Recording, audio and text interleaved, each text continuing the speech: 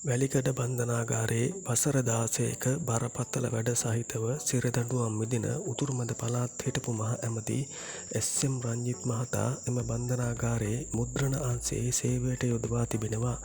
බන්ධනාගාර මාධ්‍ය ප්‍රකාශක බන්ධනාගාර කොමසාරිස් ගාමිණී බේදිසානායක මහතා සඳහන් කළේ ඔහු සිරගත කළ චෝදනාවටම සිරදඬුවම් නියම වූ එස්.එම්. චන්ද්‍රසේන මහතාගේ බිරිඳ වැලිකඩ බන්ධනාගාරයේ කාන්තා අංශය රඳවා තිබෙන බවත් ඇය මේ දක්වා කිසිදු වැඩකට යොමු කර නොමැති බවත්ය.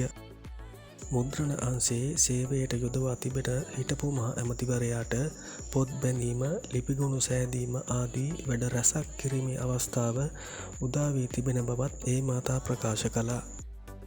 මහාධිකරණයෙන් දුන් සිරදඬුවම සම්බන්ධයෙන් අභියාචනයක් ඉදිරිපත් කළ පසු ඔහුව මුද්‍රණ අංශයේ රාජකාරිවලින් ඉවත් කිරීමට නියමිත බවයි වාර්තා වන්නේ.